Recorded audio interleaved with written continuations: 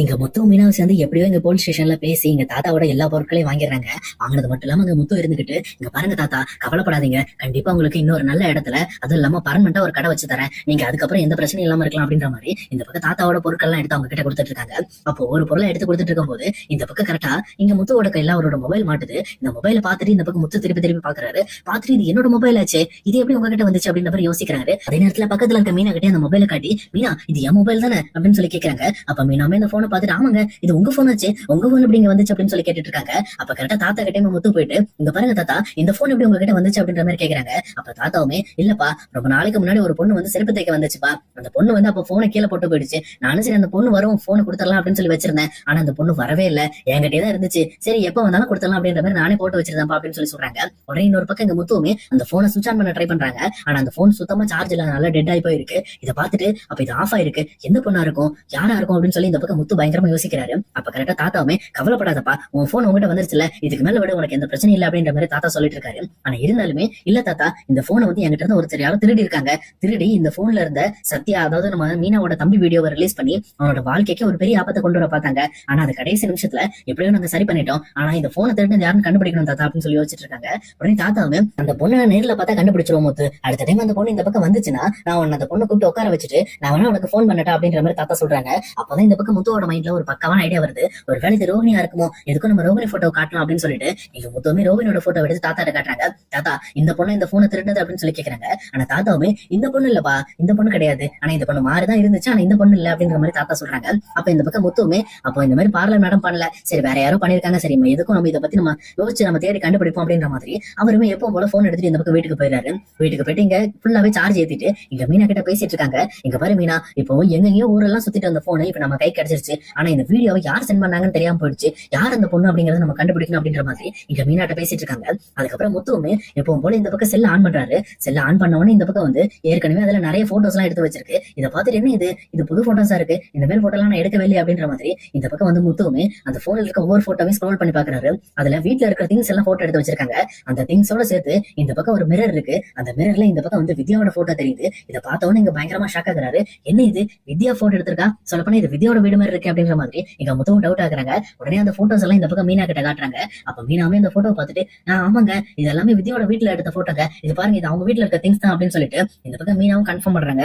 இதை கேட்டவொடனே இந்த பக்கம் முத்துக்கு, அப்ப கண்டிப்பா நம்ம போனை தூக்குனது இங்க வித்யா தான் அப்படிங்கிறது தெரிஞ்சிருது. உடனே சரி எதுக்கு நம்ம வாட்ஸ்அப் எல்லாம் போய் செக் பண்ணுவோம் அப்படின்னு சொல்லிட்டு உள்ள வாட்ஸ்அப் எல்லாம் போய் செக் பண்ணி பாக்குறாங்க. ஆனா அதுல இருக்க ஹிஸ்டரி எல்லாமே டெலீட் ஆயிருக்கு. அதே நேரம் இங்க சத்யாவோட வீடியோ மட்டும் தான் இன்னுமே ஒரு ஃபுட்டேஜ் அதுல இருக்கு. இதை பார்த்துட்டு இந்த முத்துவுமே, சரி ஓகே அப்ப நம்ம வித்யாவை போய் விசாரிச்சா எல்லாம் தெரிஞ்சிடும் அப்படின்னு சொல்லிட்டு இப்போ அடுத்த நாள் காலையில கிளம்பி டேரக்டா வித்யா வீட்டுக்கு போறாரு.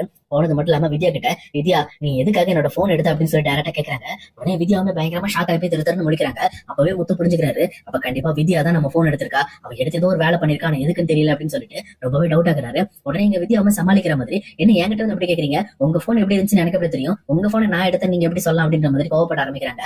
ஆனா முத்துவுமே, இங்க பாருங்க என் போனை எடுத்தது நீங்க தாங்கிறது எனக்கு தெரியும், ஏன்னா என்னோட போன்ல உங்க வீட்டை சுத்தி நீங்க போட்டோ எடுத்து வச்சிருக்கீங்க, அது மட்டும் இல்லாம அதுல ஒரு சின்ன மிரர்ல உங்களோட போட்டோவும் இருக்கு, அதை பார்த்துட்டு தான் கன்ஃபார்மே பண்ண அப்படின்ற மாதிரி முத்து சொல்றாங்க. இதை கேட்டோன்னு வித்யாவுமே போச்சா சிக்கிட்டாண்டா, அன்னைக்கு எங்கேயோ போன் தொலைஞ்சது, அந்த போன் இப்ப மறுபடியும் இவங்க கை கிடைச்சிருச்சு போல இருக்கு அப்படின்னு சொல்லி பயங்கரமா ஷாக் ஆக ஆரம்பிக்கிறாங்க. உடனே முத்துவுமே இங்க வித்யா கிட்ட, முதல்ல எனக்கு எல்லா உண்மையும் வெளியில தெரிஞ்சாகணும், என் போன் எதுக்காக திருடுனீங்க, அது மட்டும் இல்லாம சத்யாவோட வீடியோவை யார் ரிலீஸ் பண்ணது அப்படின்னு எனக்கு தெரியணும் அப்படின்ற மாதிரி கேக்குறாங்க.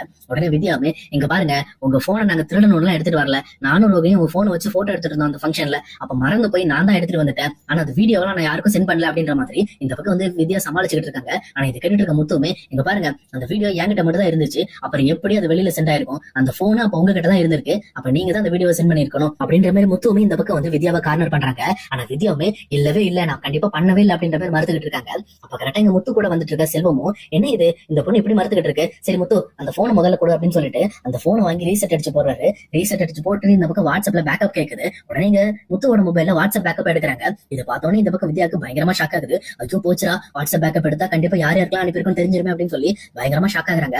அதே நேரத்துல கரெக்டா செல்வமும் அந்த வாட்ஸ்அப் பேக்கப் எல்லாம் எடுத்ததுக்கு அப்புறம் இங்க முத்து கிட்ட காட்டுறாங்க. இங்க பாரு இந்த வீடியோ கரெக்டா 2 பேருக்கு சென்ட் ஆயிருக்கு, ஒண்ணு வித்யா அப்படின்னு சொல்லிட்டு வித்யாவை கை காட்டுறாங்க. இதை பார்த்தோன்னு வித்யாவுக்கு தூக்கி வாரி போடுது. இன்னொன்னு ரோகிணிக்கு சென்ட் ஆயிருக்கு அப்படின்ற மாதிரி சொல்றாங்க. இந்த பக்கம் ரோகிணிக்கு சென்ட் ஆயிருக்கா, அப்ப ரோகிணி எதுக்காக இதை பண்ணாங்க அப்படின்ற மாதிரி இங்க முத்து டவுட் ஆகுறாங்க. உடனே அந்த பேக்கப்பை காட்டி, இப்ப பாரு வித்யா இந்த வீடியோவை உன்னோட செல்லுக்கு நீ மாத்திருக்க, எதுக்காக மாத்தின, அது வாட்ஸ்அப் மூலமா சேஞ்ச் பண்ணிருக்க அப்படின்ற மாதிரி சொல்றாங்க. இப்ப வித்யாவுமே வேற வழியே கிடையாது, நம்ம இப்ப உண்மையை சொல்லிதான் ஆகணும் அப்படின்னு சொல்லிட்டு வேற வழி இல்லாம இங்க முத்துக்கிட்ட, ஆமா முத்து அந்த வீடியோவை லீக் பண்ணது நாங்க தான், நானும் ரோகிணி தான் லீக் பண்ணோம் அப்படின்னு சொல்லி சொல்றாங்க.